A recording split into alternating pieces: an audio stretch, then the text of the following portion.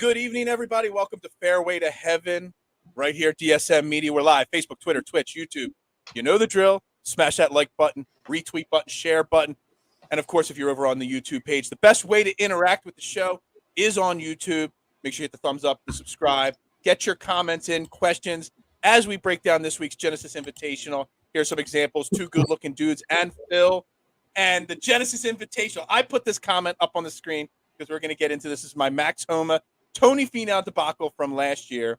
But I am your host, Phil Stiefel, as always, at Beard of Knowledge, joined by my co-host, Jason Sullivan, at JSully2121. And joining us for the first time this year, our man, Brian Kirschner, a.k.a. the golf degenerate better right there. First time he ever did a podcast was with us last year. And now he is taking over the world, interacting with people like Max Homa over the weekend on Twitter. And he almost came back and won Max Homa.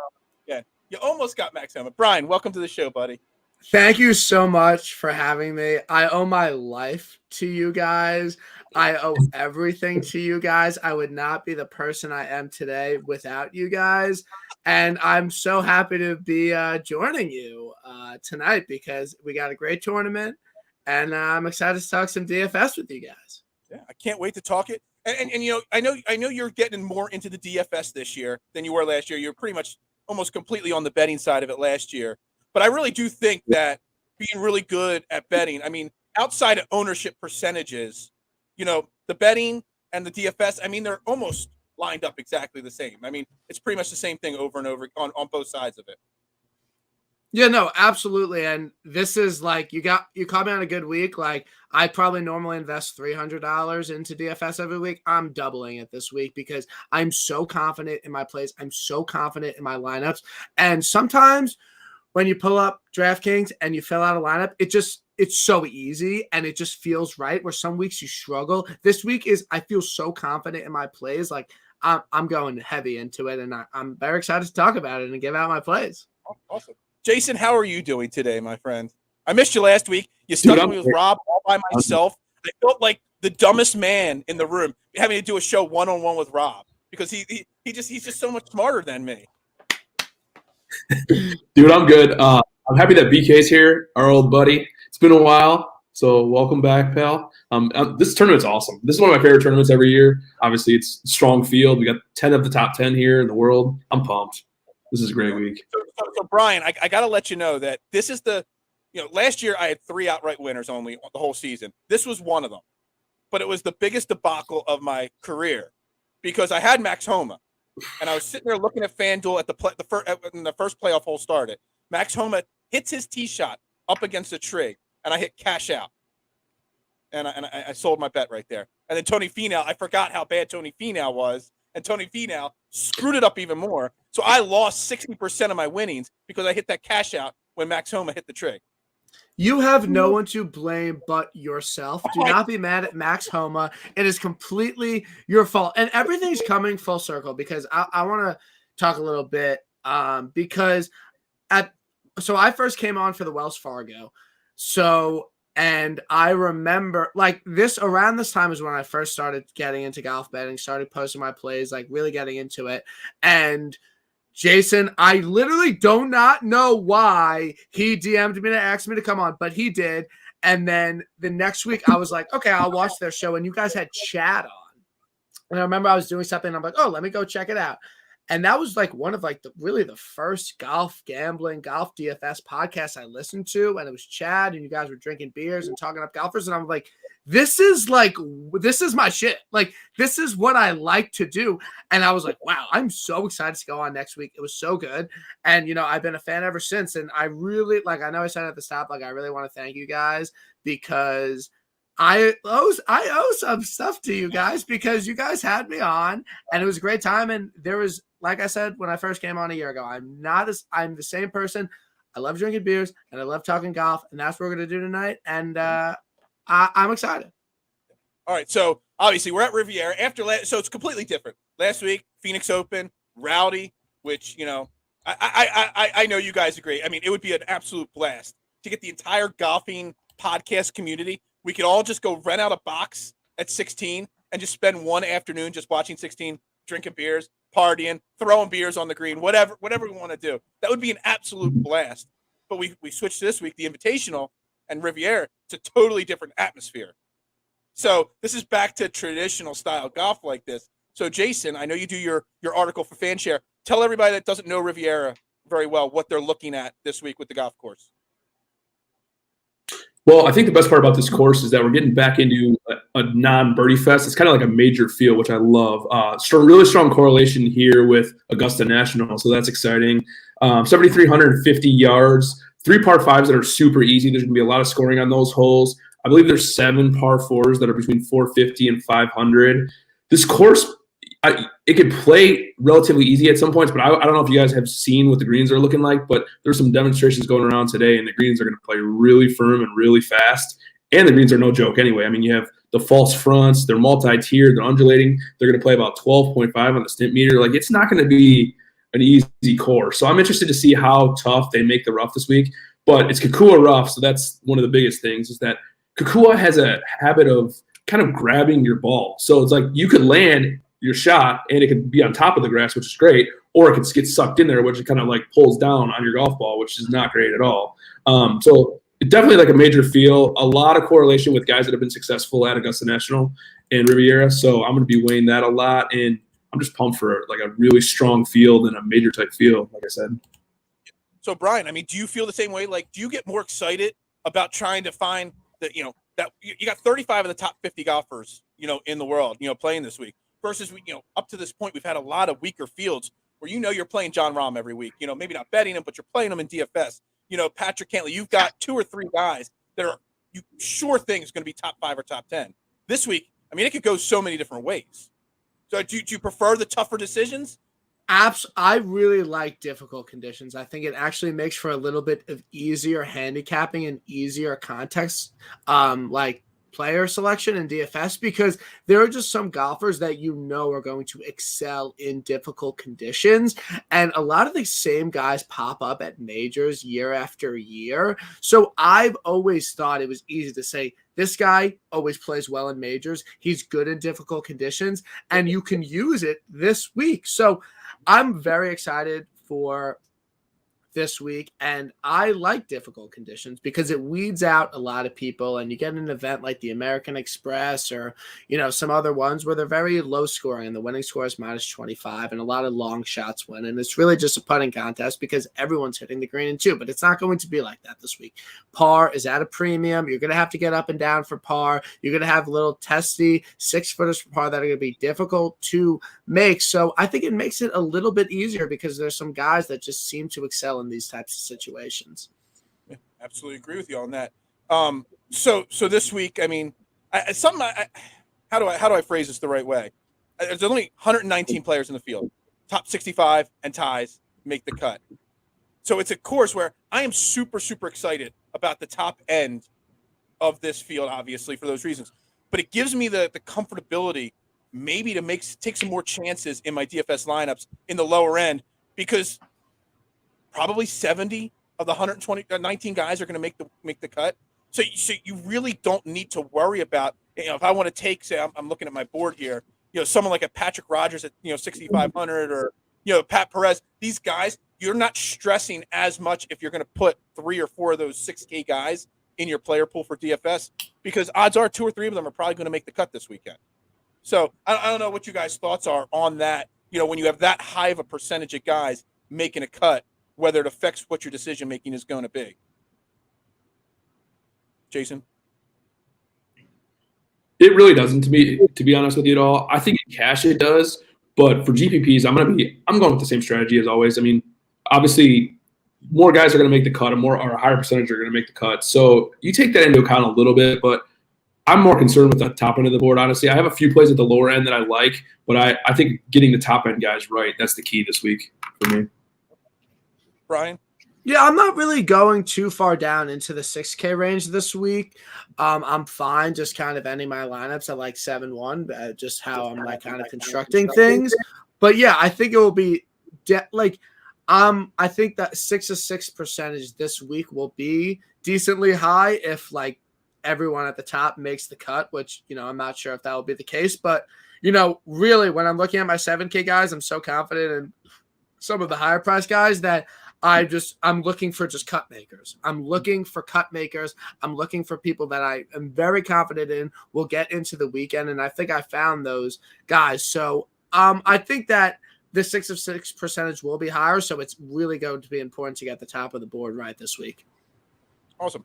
You know what's interesting too this week? With everything I just said. You know what's interesting though this week in the lower, like in the 6Ks, there's a lot of guys that have surprisingly good course history. So like Brian said, like we don't need them to win, but if they make the cut, that's a win. So I feel pretty confident in my lower end guys too. Yeah, absolutely. All right, so let's look at it. Let's look at the DraftKings board. We can start right at the top end. We got 5 guys above 10K this week. You got going from bottom to top. You got DJ still low end of the 10K range, which it just drives me nuts seeing DJ so cheaply priced. On a DraftKings board. You got Colin Morikawa, you got JT, you got Patrick Cantlay, and you got Jon Rahm at the top at 11-3. And we've talked now for a couple weeks in a row now about talking ourselves out of playing Jon Rahm. And you just can't talk yourself out of play Jon Rahm anymore. And for me, I have to start my player pool with Jon Rahm every single week now, as long as he's in the field. Brian, what are your thoughts on Jon Rahm and that top end of the field?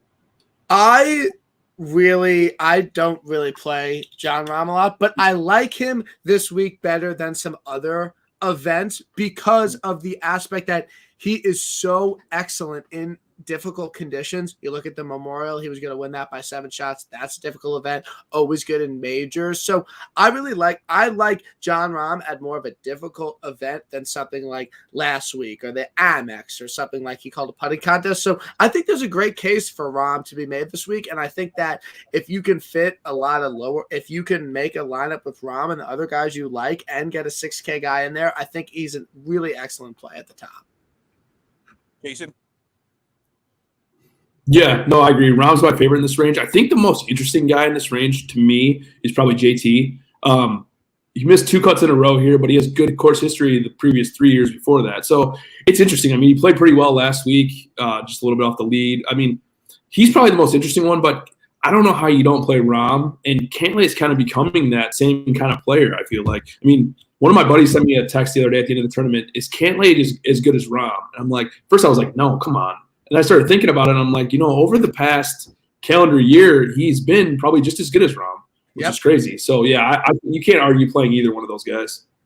No. I mean, shots gained total over the last 5 years here, he's 4th total. So, I mean, your top 4 over the last 5 years is Dustin Johnson, Adam Scott, Tony Finau, and Patrick Cantlay. So, I mean, again, the last couple of weeks, every winning lineup in any GPP that I've played in has had Jon Rahm or Patrick Cantlay, even though they didn't win the event.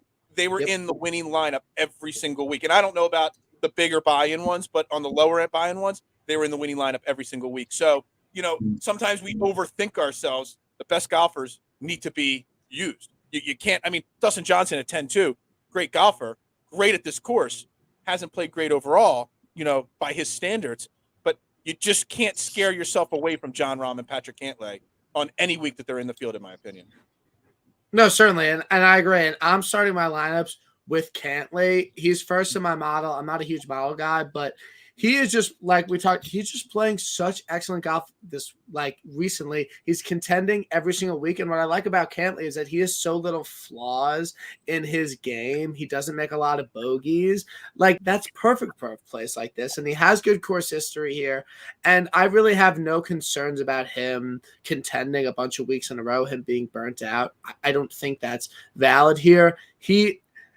I'll take the $300 cheaper so I could fit in more guys because I think he is just as consistent as Jon Rahm. Yeah, and honestly, I think you can make a case for any of these guys. You can make a case, easily. Jason, you already said Justin Thomas. You can make a case for Colin Morikawa. And obviously, because of course history, you can make a case for a DJ. I can make a case to put off, if it wasn't so expensive, it would work balance-wise. I can make an excuse to put all 5 guys in my player pool. But obviously, you can't do that. So, is there a case you can make, Jason, to eliminate at least 1 or 2 of these guys from your list? To be honest, no. I think the first guy I looked to eliminate was Morikawa, but it's like I mean, anytime we kind of rule him out of a tough tournament, he seems to win. So I don't know. To be honest with you, you got to play your. Didn't he have like insane odds to win the event? I can't find my list of odds here somewhere in my notes, but he was like 35 to win the Open Championship, and I think about 40 to win the WGC at concession. Yeah, I mean, I think it was like 28 or so, 22 or 28 to win this week too, wasn't he? Yeah, I think you could get like a 22 to him. I think that's the best exactly, number. Which is insane to think of. Someone of his level getting those kind of odds. All right, so the 9K range really interesting to me. Obviously, Scotty Scheffler. I think all three of us had bets on Scotty Scheffler last week, correct? Oh, yeah.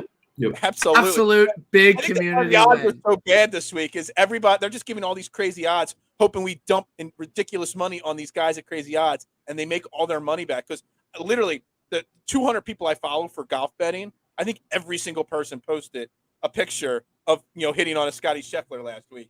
I just want to start with him.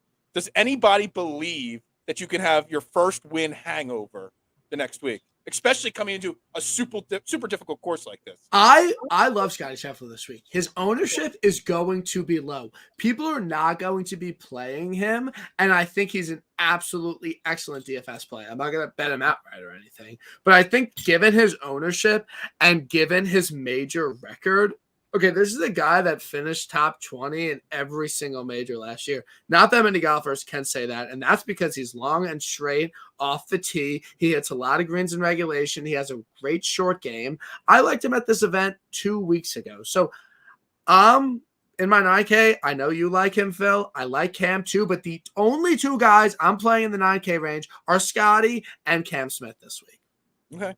Yeah, you all know I made my Cam Smith Masters bet like 6 months ago, so everybody knows I'm all in Cam every single week. Thoughts, Jason, on Scotty or these other guys? Because I got three guys. So Brian, my play now, I'm a little bit more evolved on what I used to do when you first came on the show, because it was only like our third podcast at the time. I do my models, I do my course history, I do a little check mark for anybody that scores great on my model, and then I do a little star next to their name if they also have great course history. I got three guys that check both those boxes in this range. Obviously, Cam Smith being one of them. But, Jason, you got other names in this range before I give you my names? I do. I have two that I love. Xander, I think that's not a surprise. Just to talk about a guy that plays well on majors, that's Xander. His stats aren't as great as they have been in the past, but, finished T3 last week. Didn't really even play well on the weekend. Wasn't really ever in contention, yet still finished top 3, which is insane to me. I like a lot. I like Rory. I don't play Rory a ton in DFS, but I just feel like he hasn't played on the PGA Tour, but he has a 3rd and a 12th in the Middle East recently, and his stats line up, and he has pretty good course history here too. So I'm going to be playing a lot of Rory this week, and I do like Scotty, kind of for the reasons that Brian said. We're talking about a guy that can contend in a major, and say he didn't win last week, say he finished 3rd or something, we would be all over him this week. So yep. I don't really buy the whole, you have to fade the week after a win kind of thing. So I'm going to be playing some Scotty too. I think that's, especially I just looked at, he's going to be Scotty was on my maybe list at this point, because I wasn't sure what people were going to think about him. And, but yeah, Cam, absolutely. Rory, love Rory this week in DFS. Absolutely do. And Victor Hovland is another one. If you want to talk about Rory and how well he's played overseas, is there anyone playing better overseas than Victor? He's only played here once, but he finished, I think it was 5th here last year. Hold on. Yep. Yeah, he finished tied for 5th last year here. So Victor Hovland is one of the hottest golfers on tour right now. Plus, he's just a really fun guy to follow, and you'll watch in his life. And look, Cam Smith has won already on tour. I got him in a major. Scotty Scheffler has won on tour already, and I got him winning a major this year. And I've got Victor Hovland winning a major this year, and he won overseas. I think it's about time he wins over here, too. I think that's a great trend, Phil. I think that trend is absolutely bulletproof. Well, you all know I want to hit my $890,000 parlay, so, Okay. I think Victor Hovland sucks. Victor Hovland is not good at golf fundamentally. He's not deserving of the number 3 ranking in the world. That is my take. Absolutely, 100%. He missed a cut last week. I don't like him this week, Phil. I'm going to have to disagree with you. I do not like Hovland this week. I know he played well here last year, but I want him to win a big PGA Tour event before he can be talked in this class, because you look at his wins. He's won the Mayakoba twice. Okay, reduced field swing season, and then he won the Hero World Challenge, which doesn't even count. And then he's won some overseas. Okay, fine. Prove it to me on the PGA Tour in a big real event, and I'm just going to fade him until he does that. So a question, because we keep talking about how course history last week and this week are so important versus other weeks where it's your model or recency bias, whatever it is. Every tournament's got a different feel to it. So with course history, Jason, there's some guys like let's take Hideki. In this 9K range, he's got a top 5, a tied for 5th, tied for 9th, but he's also got 2 missed cuts. So when you're looking at somebody's course history on a course that's so important, how do you differentiate somebody that's got so many highs and so many lows at the same course? It's funny. JT's kind of the exact same way. I mean, it's either miscut or a top 10. Yeah, it's insane. I like Hideki, actually. It's funny that you bring him up a little bit just because of the correlation with Augusta. I mean, obviously, I think Hideki's figured out something. I know this isn't really your question, but I think Hideki's figured out something, especially with the putter. So it's interesting to me. But yeah, I'm weighing course history a lot this week. I think not just course history here, but I think Augusta and also, like Brian has kind of said a few times, just seeing how these guys play in majors. I mean, it's a lot different than the Amex or, some, Pebble or whatever like that. This is a different ballgame. This is a beast of a course. So yeah, I'm weighing not so much course history, but just how these guys play in tough field events. Brian, do you care that someone like Hideki, like Brian or Jason has said, figured something out, but they missed even after 2 great finishes, did have a missed cut last year here? Are you gonna if you were interested in him, would you be ignoring that missed cut? I would totally ignore that. I think Decky is playing lights out right now. This guy is just absolutely immaculate tee to green, and he won like 2 out of 3 starts. Like, you just don't do that if you don't. I think that the Masters win and him winning in Japan took a lot off his shoulders. He's playing a lot more free, and he's really becoming the golfer a lot of people thought he would be when he was 19 years old. This guy was low amateur at his first Masters. Like, this guy is a fucking prodigy, and he is playing some really good golf. Really great at the Memorial, another really long, difficult golf course. So I like him in difficult conditions. I think Decky's actually a great play, and I think you should absolutely ignore the miscuts here. I kind of feel like when I look at the board, he's the first person that jumped out that was mispriced. Then you got to play him, Phil. Yeah, you got to play him. He was the first one when I looked at it. It's like, hold on, how's he only 9,300? He should be 99, 98, somewhere in that range at least because of his history. We got Hideki. Putter has been much hotter recently. Ranks 30th last 20 rounds. Great information there, Mark. Do you guys know Mark? So I have a question for the boy.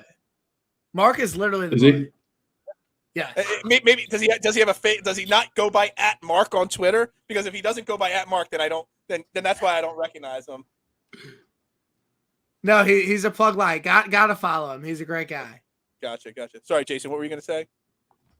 No. So I was kind of thinking Hideki as kind of a pivot off of Cam Smith, actually. I know that everybody loves Cam Smith. In theory, he's played well at Augusta. His game kind of suits perfectly here for, perfect for this course. But if he's going to be 20% owned and Decky's coming in at 13 right now, I don't know. I think Decky might be an interesting pivot. Yeah, that's absolutely fair way to say it. All right, let's jump into that 8K range.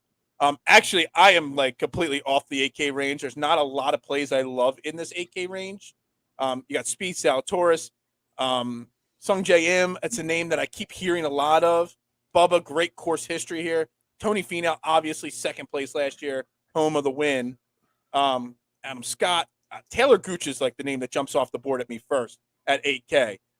But Brian, thoughts on this 8K range? The name that jumps off first the most for you?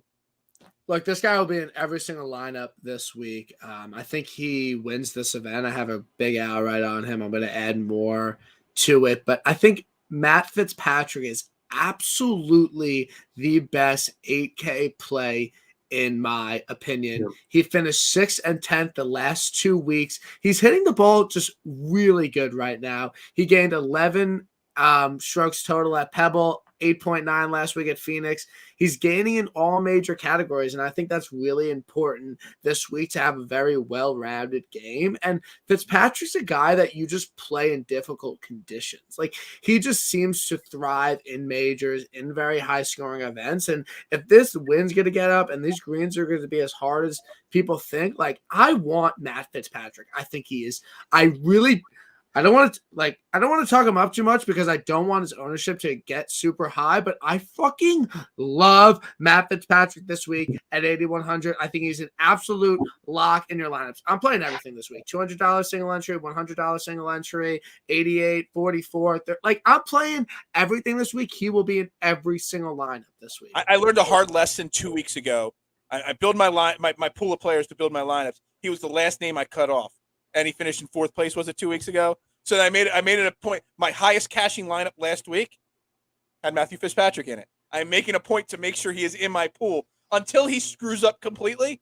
He will be in my player pool every single week from here on out. Because 2 weeks ago, I'm like, how do you cross the last name off? And he finishes in 4th place. I don't even think he was highly owned 2 weeks ago. I don't know why I crossed him off. I don't know. Jason. So I love the Fitzpatrick call too. He's only 10% owned right now according to FanShare too. So I love that. The other one that I love. Stop it. I mean, I hate Matt Fitzpatrick. He really. Talk about somebody else then. Another guy that is a little bit low owned this week. Zalatoris. I love Zalatoris. 2nd at the Farmers, 6th at Amex. He was 15th here last year. I mean, tee to green 10th over the last 36 rounds, 6th in approach. I just love him at this course. I think he's another guy that we've seen pretty successful in majors early in his career. So I think Fitz and Zalatoris are 2 slam dunk plays in this range, and both will be in a lot of my lineups. All right, so I want to talk about Tony Finau. I can't call him 5th place Finau anymore because he obviously won. Last year, he burned me because I cashed out on Homa. And then he didn't burn you. He didn't burn you. Myself. There is, okay. All right. I deflect blame all the time. I don't take responsibility for my mistakes ever. That is what I do. It's always someone else's fault. But Tony Finau hasn't played great golf recently.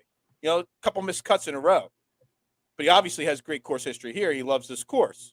Is this the week he gets back on track? Is this the week because of how he's missed the cut the last couple of weeks that he has a lower ownership? Maybe he surprises people? Or should people be staying away from Tony Finau? Go ahead, buddy. I think Tony Finau is a great play this week. I really like that. My thing is that when he won at the Northern Trust, okay, he was like 70-1. Like, he got to a point where his recent form was so bad that books were like, okay, we're going to price him. We're going to bump up his odds, and we're going to give him a lower price on DraftKings because he's just playing so bad, and then he goes out and wins. I think it's a similar situation this week. The outright number, I think you're going to get a 70-1 Monday morning. I think he's a great play, but I think that his ownership will be – I mean, I don't think it's going to be super high, but I think it will be a little bit high because I just think the course history alone and the sheer price and the talent level there, I think a lot of people are going to gravitate towards him, but I really do think it's a great play because he's too talented to keep playing this bad, and I think he turns it around this week. You're saying 70-1. I got robbed because I already got a bet outright on him at 50-1. So yeah, I think I definitely got robbed on that one. I thought 50-1 was a good number on him. Man, I'm getting robbed here. Jason? Finau's at 9% on right now, so that's super low. I kind of with exactly what Brian said. I mean, he's too good of a golfer to play as bad as he's been playing recently. So he's interesting, especially at 9%. I like that a lot. Yeah, absolutely. So last week we had Rob on. Everybody knows Rob from the Approach podcast. And Rob said, you know, don't talk about him this week, but talk about him next week because he's a perfect fit, and that's Adam Scott. And, you know, I can't say I disagree with him on Adam Scott.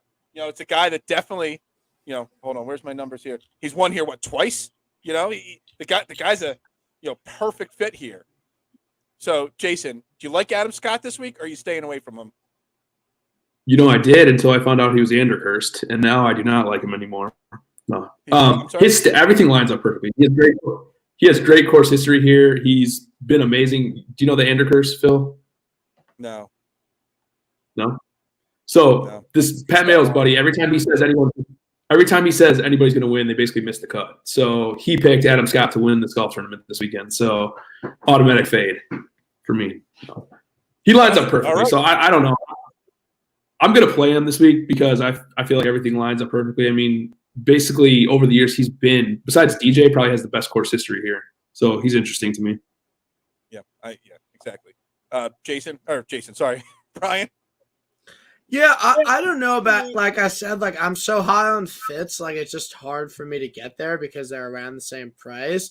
But I just do think, like, course history alone, he's a great play, and he's been playing some decent golf. But for me, I'm just not going to be able to get there since I love Fitzpatrick so much. He's going to be in the optimal, and he might win this event. So I just can't get there on Scott because of the guys I like him around. Any other names, guys, you want to touch on that range before we hit the 7K range? Nope. All right, no, I'm good. Fitz or nothing for me. Yeah, no, that's. I mean, Fitz. I don't know where. I always say I like a guy a lot, but then when I start building lineups and I build 20, 22 lineups, I just never know where a name's going to fall on the list. But I know he's going to get a lot of usage. Fitz, in that range, especially if his ownership stays at a respectable price. So in the 7K range, you got some other good course history guys like Russell Henley, you got Paul Casey. Everybody's talking about Paul Casey. You got the Hoagie man. For some reason, I hear people talking about Patrick Reed, and I don't have any idea why. So I want to start with Patrick Reed at 7,400. Why do I keep hearing people talk about Patrick Reed when he doesn't have great course history, and he's absolutely playing like dog shit? He was my first ever outright bet win, Patrick Reed, last year. But I can't. I don't know what to do about Patrick Reed because I keep hearing multiple podcasts talk about him, Brian. I think that, like, people just aren't used to seeing these numbers next to him because of just the fact that, he's a major winner. He wins on tour, it seems like, once a year.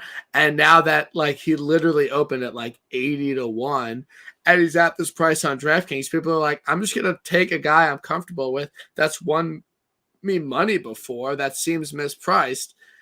But, I really want nothing to do with him.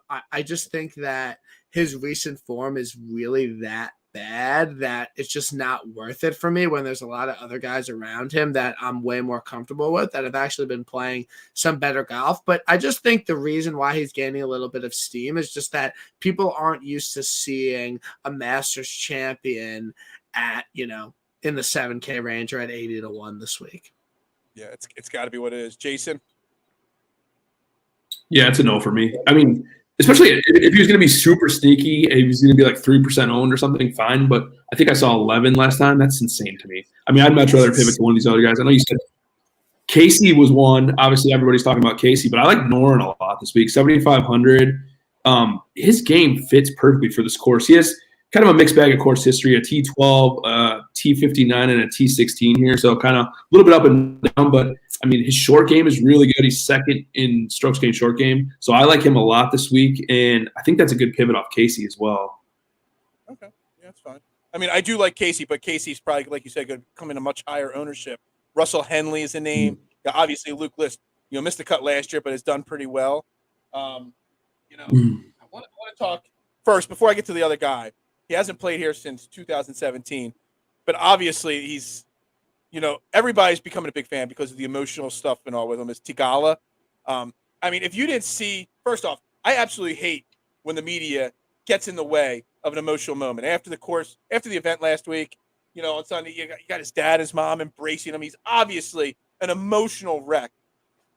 Sometimes I get a little, upset with the way you got to have a camera in this guy. You can literally see the microphone hanging into the camera shot. I want him to win now because of that. I don't know if he will. I don't think he's necessarily a good fit this week. But, man, sometimes the media needs to just back off a little bit, in my opinion. Yeah, I mean, I was happy to see it because, like, I kind of, like, relate to him in the sense that, like, he's around my age and, like, it's just, like, his performance was just so impressive for all 4 days. And to go up against guys like Brooks Koepka and Patrick Cantlay and Xander Schauffele and, like, be taking pictures with fans mid-round and like hold your composure and play well as a 23-year-old. Like that's just so impressive to me. And like I'm just glad like because we get so caught up in betting and DFS. Like it's nice to have a feel-good story once in a while, and I think that he is that for a lot of people, and it definitely showed last week. Yeah, I mean, he definitely is a feel-good story, and I just with the Eagles, when Gardner Minshew started his one game this year against the Jets, and after the game, the camera was in the distance, seeing him hug his dad and stuff like that, and I relate to that. I lost my dad at a pretty young age, but I just sometimes I want those personal moments. Just give them a second, you know what I mean, and let them have that embrace and stuff like that. But yeah, I want to see him win. I don't know if this is the week he wins, but I want to see him win some point this year so badly. Jason? I think he's going to be a stud. I really do. I mean, he just seems just affected by any of the situation at all. Obviously, he kind of choked it away a little bit the other day, but like you guys said, I mean, he seems like he's got it together. He seems like a good dude, and I just want to see him do well, and I think big things are coming for him. And we always talk about this, and we were kind of talking about it on the Approach podcast with Drew, but just golf just every year seems to have like 2, 3, 4, 5 like young studs that you're just like, oh my God, like this is the next wave. And every year they keep coming. Golf is in really good hands right now. I mean, Brian, you're a baby compared to Jason and I. But I remember, when I first started watching golf, it was just Tiger, it was Phil, and that was pretty much it. Didn't have 20 stars. Golf right now has so many young stars. I mean, that's something that's not talked about on the podcast of all of them enough. That literally, there's very rarely of a chance that there's going to be someone that wins 2 or 3 majors in a year, or win 2 or 3 even in a 2 or 3 year span, because golf is that deep in young stars right now. I completely agree, and I think this week shows that. The fact that you could get Victor Hovland, who's literally number 3 in the world, at like 26-1, and that price on DraftKings is just like there is just so many elite talent in golf. Like no one's gonna dominate like Tiger did. I think for the foreseeable future, and I think it's really good for us bettors, and this is why this is the greatest sport to bet and do DFS on. Absolutely agree. All right, so I got 2 names at the bottom end of the 7K range I love. But I want to hear both your thoughts on these guys. Great course history for one of them, decent course history for the other. Adam Hadwin and Carlos Ortiz.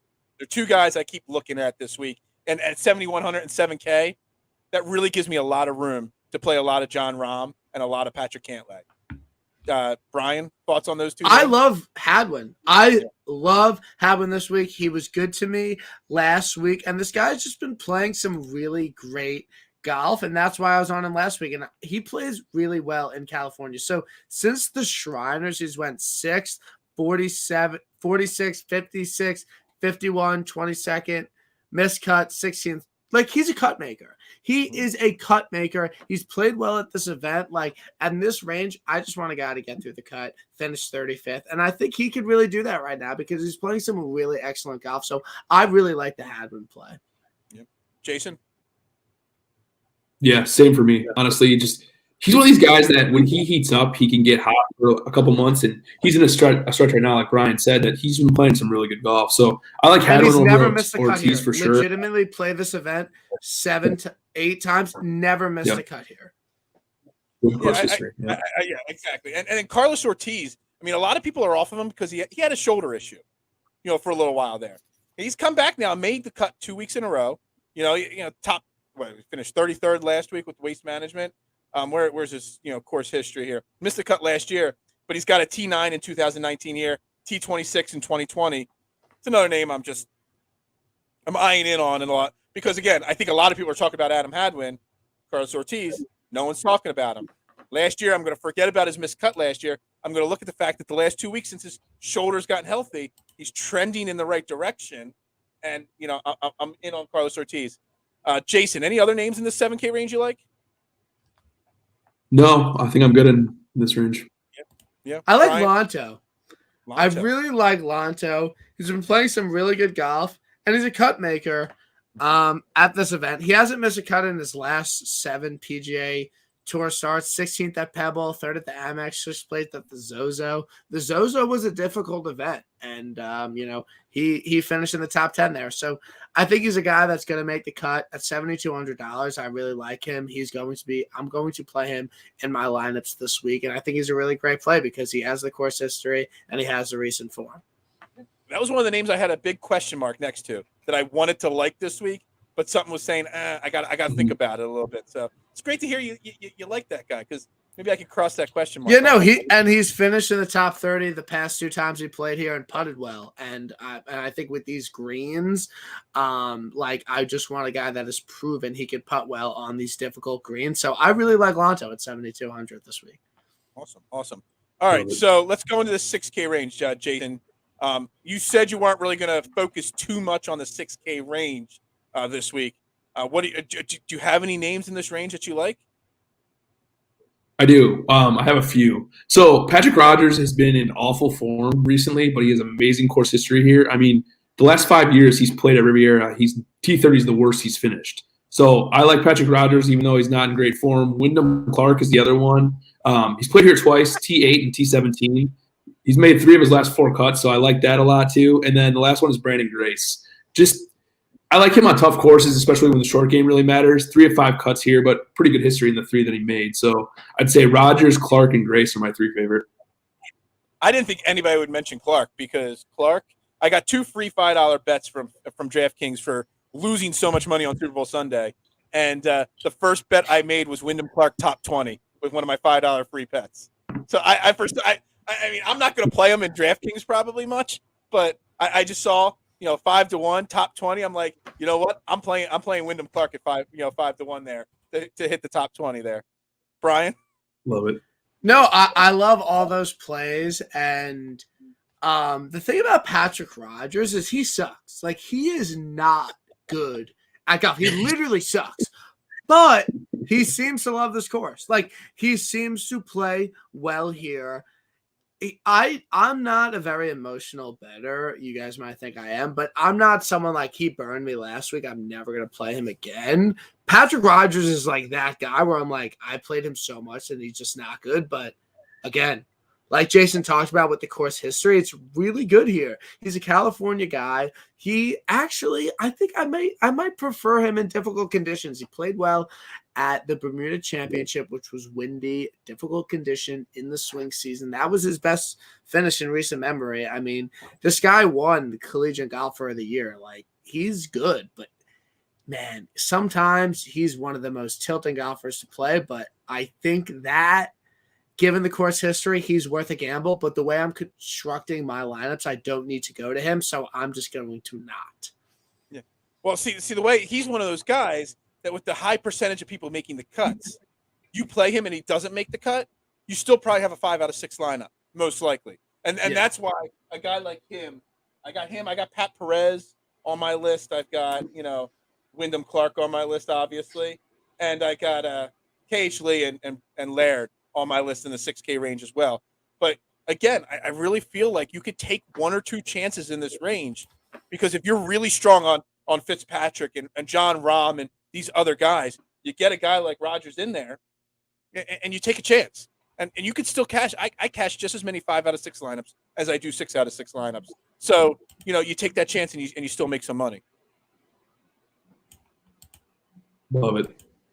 Yeah. All right. So real quick, before we build some lineups here, I want to know, Brian, you obviously bet a little bit more than you do play fantasy. What was your first bet you made this week when you saw the lines get released for this week? Great question, Phil. You're an excellent podcast host. You're a true natural and a true veteran. It was Will Zalatoris. I've been doing it for a whole year. It was Will Zalatoris at 35-1. It was just a crazy number. To me, you got to send me where you're getting your numbers, because I bet him at 28-1. I'm missing out on the good Monday morning. You wake up and you place the bets. It was 35-1 on DraftKings, which I know you have access to. Yes, that's and I tweeted it out. Phil. I said, if first time PGA Tour winners going to great course fits are going to keep winning, Zalatoris at 35-1 is a great bet.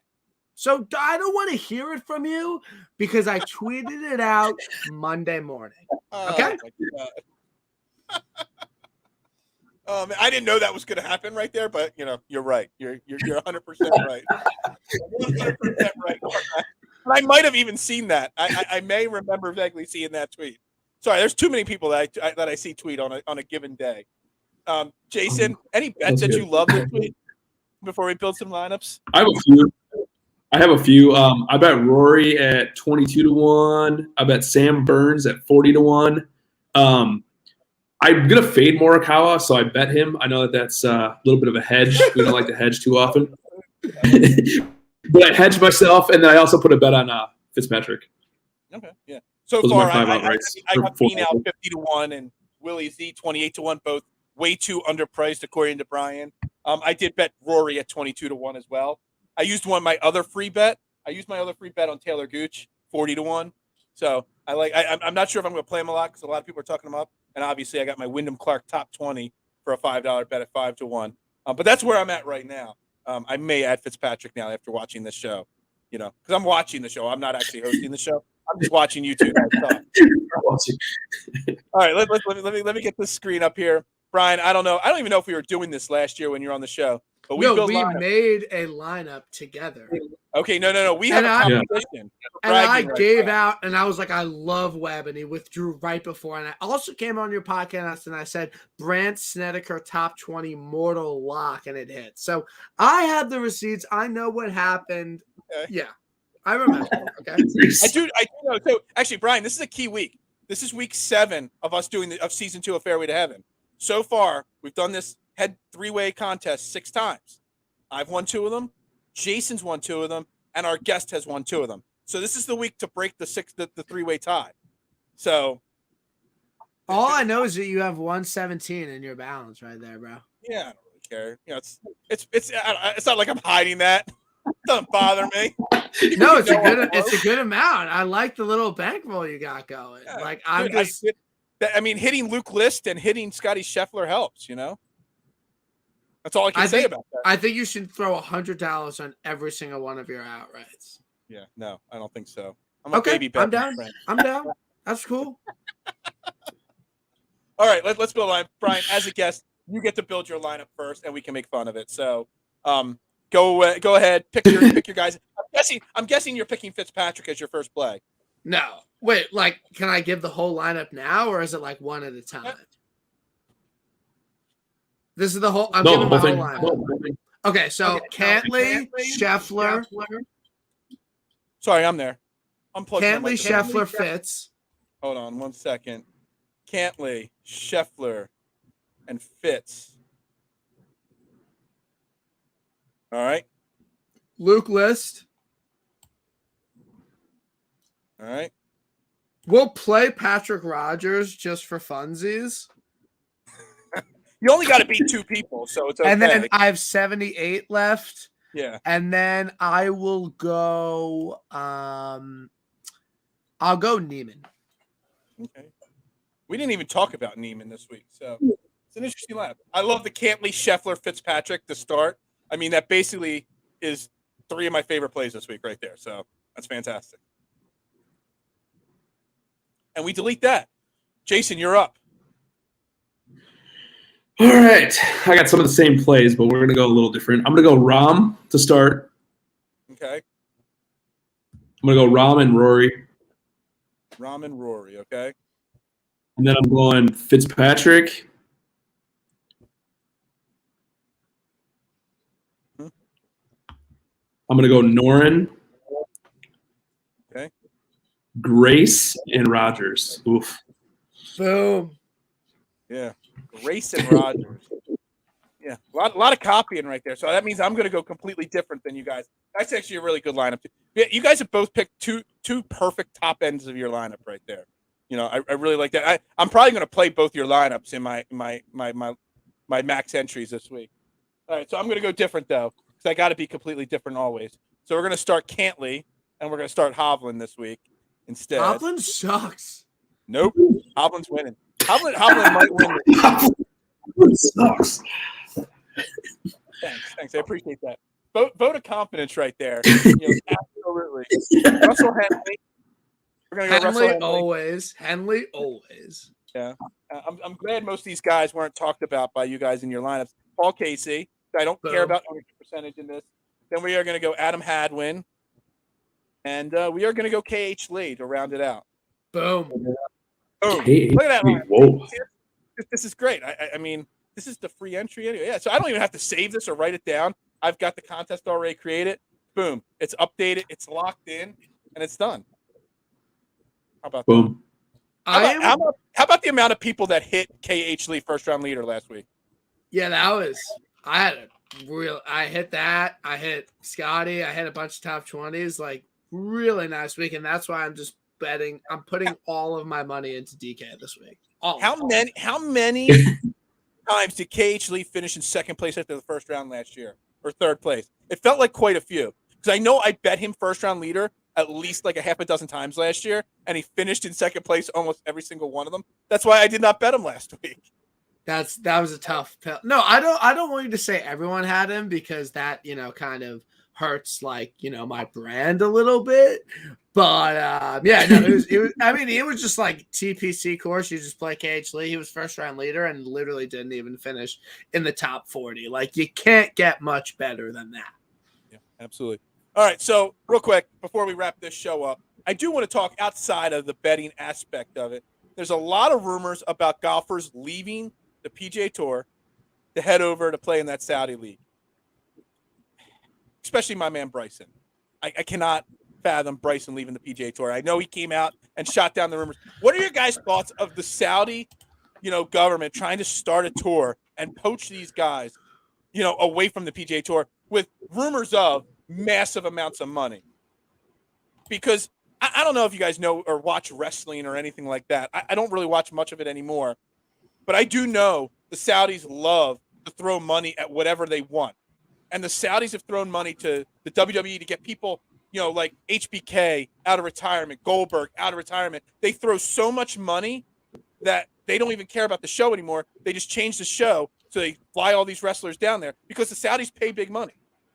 What are your thoughts on these golfers getting thrown potentially huge money to leave the PGA Tour?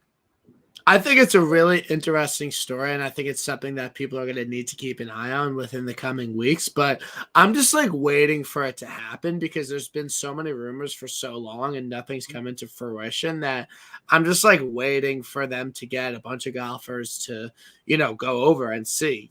I mean, I don't know how dramatically it will impact the PGA Tour if it's literally just Bryson, Phil, and a bunch of old guys. I don't think that's going to fundamentally change much. And I think all the staples on the PGA Tour are going to stay. But I want to give Bryson a little bit of the benefit of the doubt. And if he's saying that he's not going to go anywhere or he's not a part of it and he's just injured right now, then I'm going to hold him at his word for that. But it'll be really interesting to see it. I read right before this show another Colin Morikawa had to make a statement today about him. No, I'm not going. Supposedly he was offered $135 million to go play over there in the tour. I mean, and I'm not trying to joke. That is legit money that the Saudi princes will pay for literally whatever they want. So, Jason, what are your thoughts, Jason, on all that? Kind of the same. It's just I want to see if it actually happens first off. But I mean, you're starting to see a lot of big name golfers, like you said. Morikawa said it. JT said it. You're going to see more and more guys. I think Rory said it too, that they're not going to go do it. It's interesting to see if it actually happens, though. I don't know. I'm kind of reserving judgment. It'd be really interesting to see if it does, but I don't know. I didn't know the Saudis cared about golf as much as they did till all this started happening. Yeah. And the only big name that actually hasn't shot down the rumors, if anything's fueled the rumors, is Phil. Outside of that, no one else has actually said, yeah, I'm thinking about it or whatnot. Maybe Charlie Hoffman after last week might consider it, but the Saudis aren't going to pay Charlie Hoffman to go over there. So, anyway, real quick, yeah, Charlie Hoffman had a rough weekend last week. We'll just leave it at that. Brian, real quick before we wrap this show up, I know you got the Tap In Birdie podcast every Tuesday night, 8 p.m. Plug everything that you got going on, because obviously, dude, I'm a simple man. I'm not a huge plug guy. Okay. Were there no ads tonight? You guys are huge ad guys. No ads tonight? I've really slacked on my ads. I don't like ads. I don't like ads on TIB. I'm not going to do it. But yeah, follow me on Twitter. Watch TIB. I put out an article for Sports Gambling Podcast Network. I'm not a big plug guy. Just follow me. I like to do my thing. But again, I want to thank you guys a lot for having me on. I owe a lot to you guys, and you guys are great. You guys are great in the industry, and it was a great pod, and I always love chatting with you guys and having some beer. Phil, I'm a little disappointed you're drinking red wine, but Well, we went over this before we went on live. We were waiting for you to wrap up. I have only one beer left in my fridge. Not one beer, like one kind of beer, and we bought it from my father-in-law, and it's absolutely dog trash. And I feel bad buying more beer, knowing I have 30 beers in my fridge, but I can't drink them because they're so bad. So I don't even know what they're called. It's like some Stella brand, like Stella made like a special holiday beer, and it tastes worse than Miller High Life. So I won't drink it, but I won't buy beer till somebody drinks it out of my fridge. So that's the problem. So totally valid. And I drank all my vodka on Super Bowl Sunday, so we're drinking red wine tonight. Love it. Anyway, we're gonna wrap up Fairway to Heaven there. We're all gonna cash GPPs tonight or this week, and we're all gonna have fun. We're all gonna hit some bet this week. I'm gonna be really pissed off when Brian hits his whatever he got on Wheels Outdoors 35-1, and I only hit it at 28-1 because I was not following Brian quickly enough and fast enough on Monday morning.